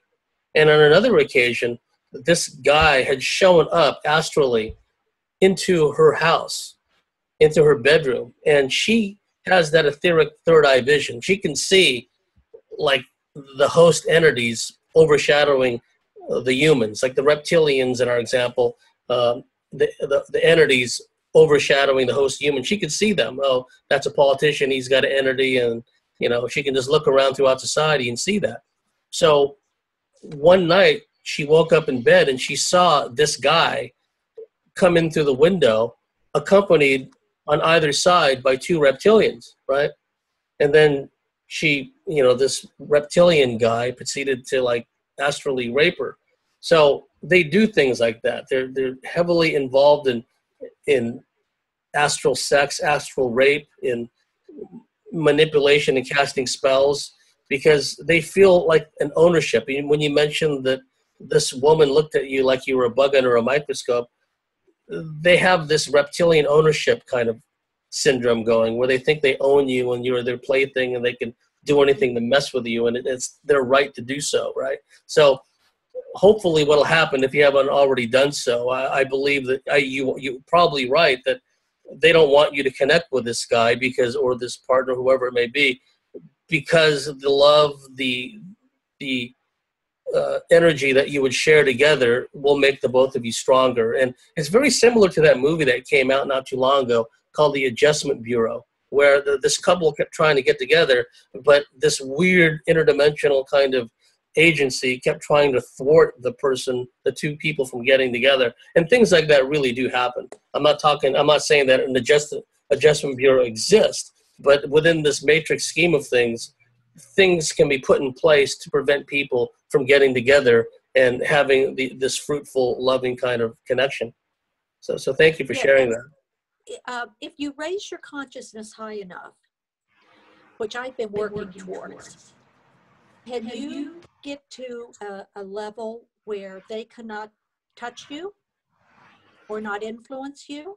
Yeah, I believe that at some point their ability to malignly influence you becomes less and less over time, because they're nothing if not like dogmatic. They like to do the same things over and over, tried and true methods which they know have worked on people.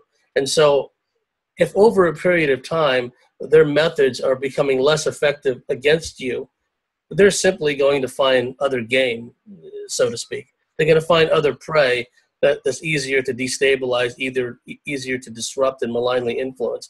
Now, over time, you may still get some interference. You may wake up with a mark now and then that you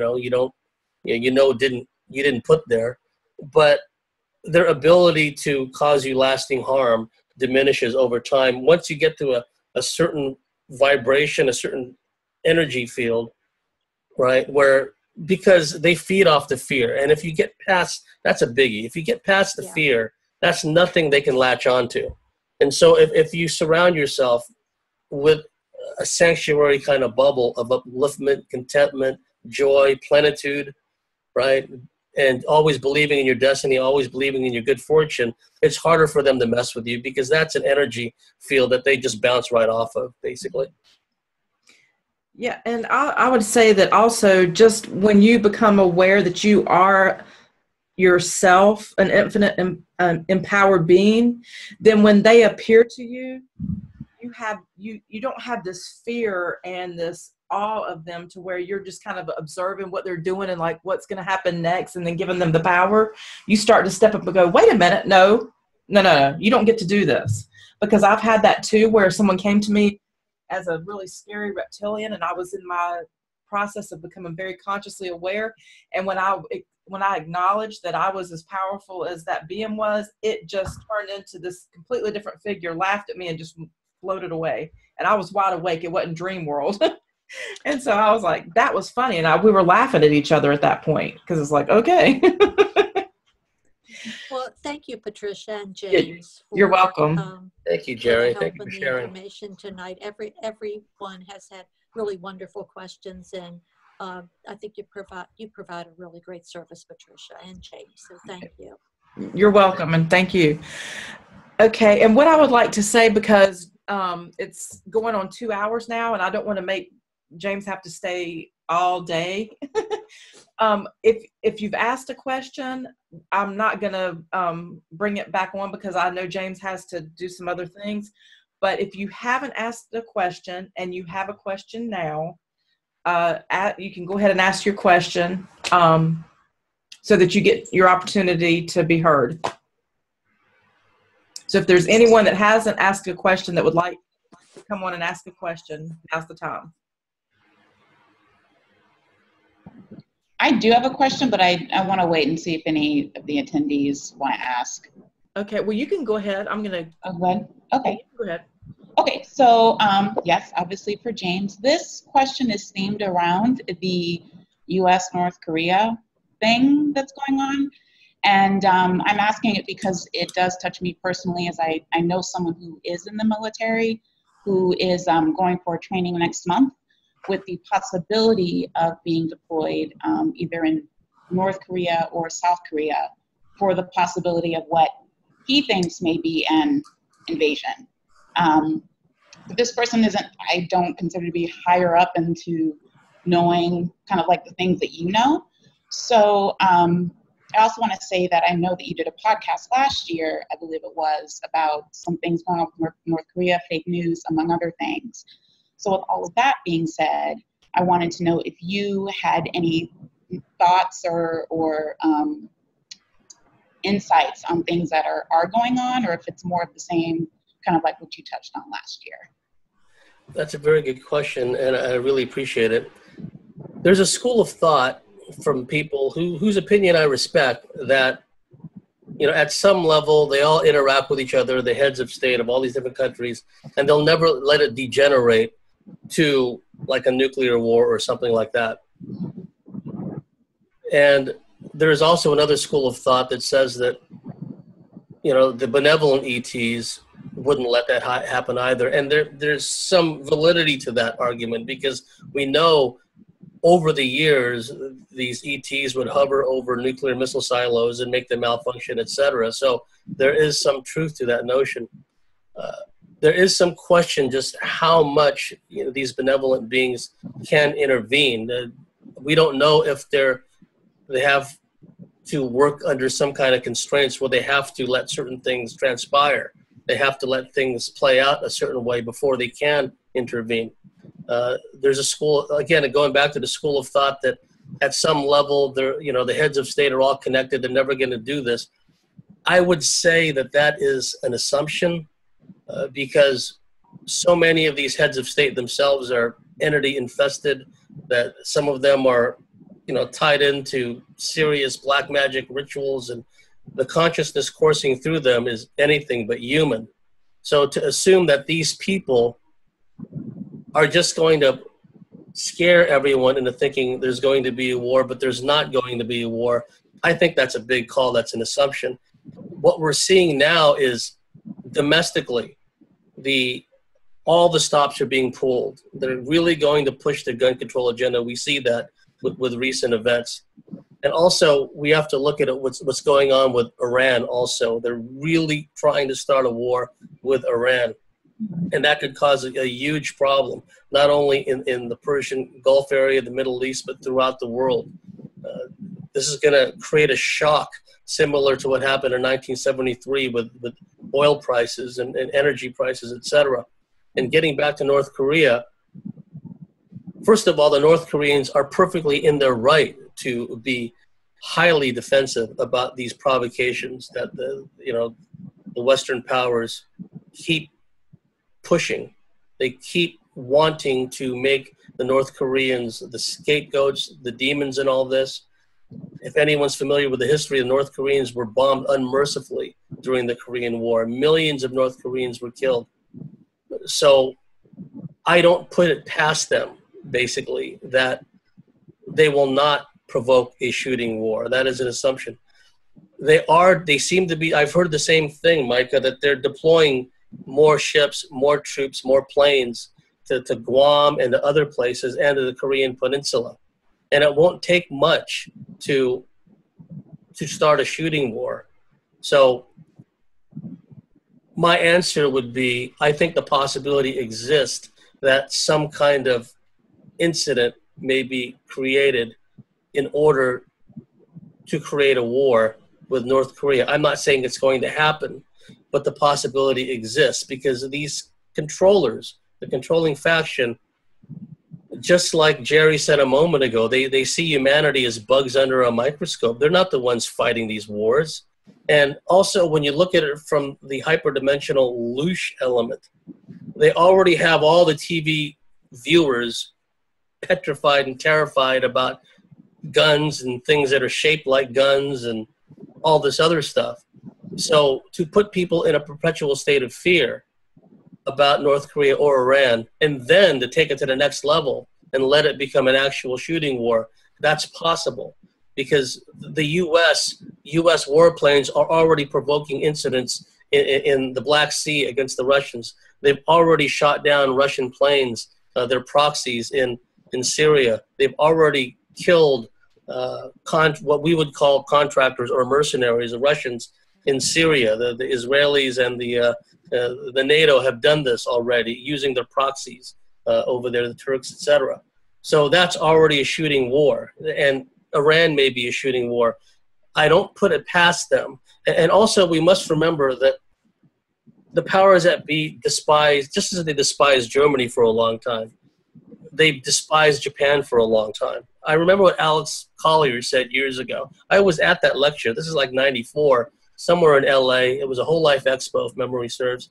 And he said that the world government is going to do something to harm Japan. They're going to make Japan sink or part of it sink, etc. And sure enough, we have the whole Fukushima thing. And I do believe that tsunami was artificially generated, probably my guess, from nuclear weapons underwater that created that. So I don't see it as far-fetched that something could be done in the Korean Peninsula which malignly affects Japan, because Japan was an industrial powerhouse. They did have a booming economy, but they were more and more over time pulling away from the trilateral commission control kind of thing. For example, if you remember in the 90s, Japan threatened to come out with their own information about recovered alien craft, their own Roswell, if you will. And it was all with news within the UFO community. Oh, Japan's going to come forward. Never happened. And then, down the track, Fukushima happens, right? So I don't put it past them. And also, because they have so many U.S. troops forward deployed in Okinawa, Guam, Japan, Korea, by pulling off some kind of a stunt, that would affect people in a lot of ways in America, yourself and others. I myself have and know people that are in the military, and because of this coalition of the unwilling or whatever, Australian troops are involved, British troops are involved. It's the whole world is involved. So I don't put it. The long and the short of it is, I don't put it past them pulling off some kind of stunt that would create the conditions for a war, not only in the Korean Peninsula, but extending outwards, because any kind of war in Korea is going to involve the Chinese, it's going to involve the Russians. And people have to remember, back in late 1950, the U.S. 8th Army, the U.S. 10th Corps, stupidly divided, right? MacArthur, another blunder by MacArthur, and they kept driving northwards towards the Manchurian border, despite the fact that China already warned that if the U.S., the NATO, the United Nations, essentially army, gets close to the border between Manchuria and North Korea, they will intervene. And they did. And hundreds of thousands of Chinese troops intervened. Not many people realize it, but the Far Eastern Air Forces had conducted air raids into Chinese territory. They were involved in dogfights, in MiGs, in MiG Alley. There was Russian advisors involved, because when it's clear through the Cold War, when these spy planes would be shot down, the so-called back rear enders, the ones that were the NSA types, the eavesdroppers and the electronic warfare specialists, they got shanghaied and disappeared to China and Russia, and the crews just gotten turned by the Koreans or whoever else. So there's a shooting war has been going on for a long time in the Korean Peninsula. Right. For a long time it's been going on. So it's not going to take much to set that off. And I don't put it past these reptiles, the bad reptiles, to do something like that, to answer your question. Thank you. Thank you. Yeah, and I agree with James. I feel like from my experience with the military, from what I know, from just, it's really personal, and a couple of interviews that I've done, I did an interview with Ed Dames, and it seems to me, he even pretty much acknowledged that the kill shot is a manufactured event. So knowing that all of these events are manufactured, that means they're agenda driven. So I can see that we would be manufacturing wars for whatever the reasons are. We don't really know, because these are factional cosmic wars, and it's kind of like a battle over humanity and the earth and who's going to win the power. So you have all that going on. But I really do feel like it's manufactured. But one of the things I had shared with Micah privately, and I'd like to share here, is I do feel like that the one thing that is happening, even if humanity is not becoming as consciously aware as maybe the people here are, they are starting to question the government and what's going on with all the wars and all the false flags that we're seeing.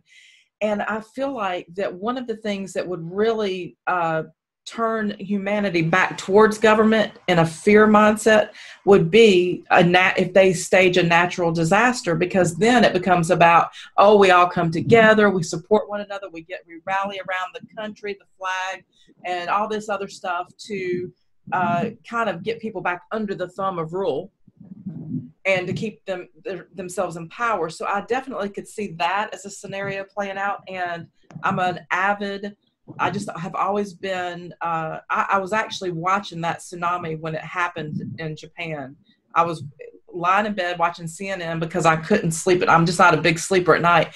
And I saw it, and it was just gut-wrenching, and I knew that it was manufactured. Even then, I was kind of not even I wasn't aware like I am now. But I knew, I could tell that this was like some big drama playing out that was really happening to people, but it was so staged. It was so obvious to me.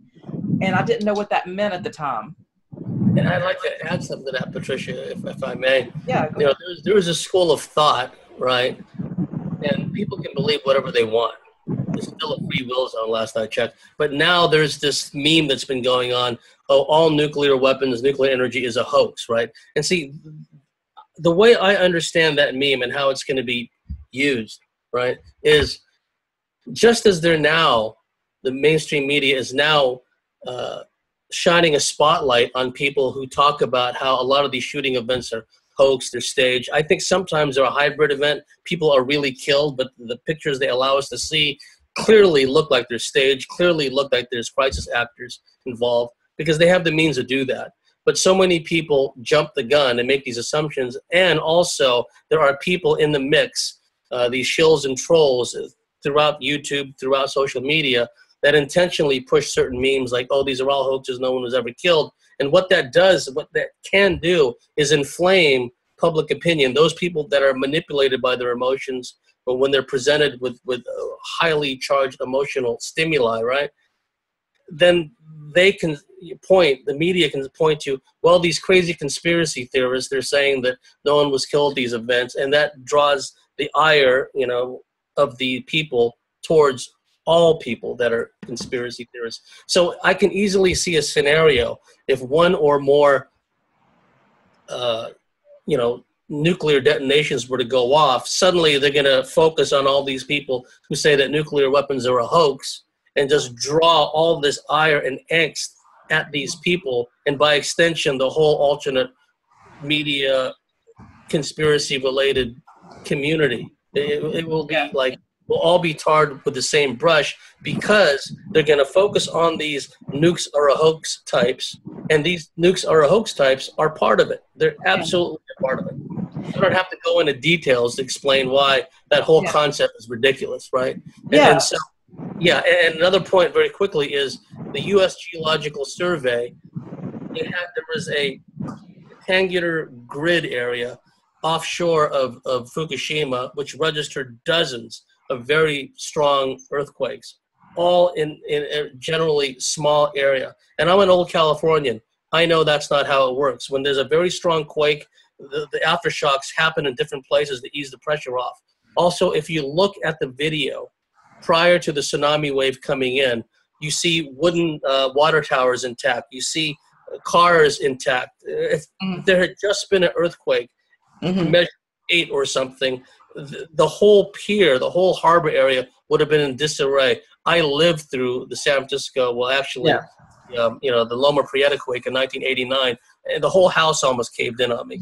I know what a real earthquake was like. So an earthquake was not the cause of Fukushima. There was nuclear weapons, a number of them detonated underwater in a way to create a tidal wave to cause all these problems. And then they probably set off some kind of a nuke or a charge at the Tokyo Energy Power Company is my feeling. Yeah, well, those are really good points, and I think that it's kind of really important to say this now, since we're having this discussion.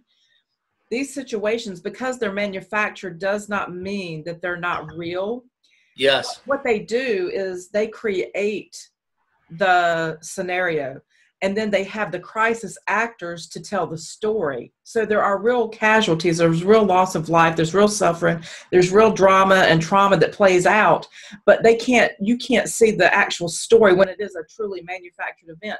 And so that's why when the crisis actors come out and you see them, they look so unhuman, and people just will assume that the whole thing is manufactured. Well, what that does is that creates a very cold callousness in us, where we lose compassion and empathy for the humanity that actually lost life. So that's where we have to be really, you know, aware of that as well. So if something does happen in the Korean Peninsula, then you'll have all these people and all these videos and stuff popping up on YouTube. Oh, there is no war in Korea. This didn't happen. This warship wasn't you know, damaged, et cetera, et cetera. I can see that. See, confusion is a psychological warfare technique. Whenever you engender confusion in a target audience, and that's what they're doing with all these crises. These people can't even read their lines correctly, but they're supposed to be like that. They're not supposed to be convincing. That's the whole point. Is to create these divisions and fault lines within the alternative media, you know, activist truth community, so to speak. So we just have to stay balanced. Not let these highly emotionally charged events, you know, consume us with impotent rage, and just, you know, roll with it. Yeah, I so agree. All right. Well, I just want to thank you so much, everyone, for being here. I've seen comments pop up. I just haven't wanted to interrupt anyone. It was, you know, my pleasure to host this. It was awesome to have James here for this Q&A. I hope you enjoyed it, James, and got a good taste, you know, of what it's like. It's nothing scary. Yeah, thank you, Micah, and thank you, Patricia, for making it such an enjoyable, pleasurable experience. If anyone is interested in a consult with me about their ET experiences, my lab experiences, whatever the case may be, feel free to contact me, and we can see about getting something set up. And you know, thank you once again to all the participants. Thank you for taking part in this. I really appreciate it. Yeah, thank you all. Thanks, Everyone James. and thank you, Micah, for all your help. Yeah, sure. You're welcome. And everyone have a great day or a great night. Bye, everybody.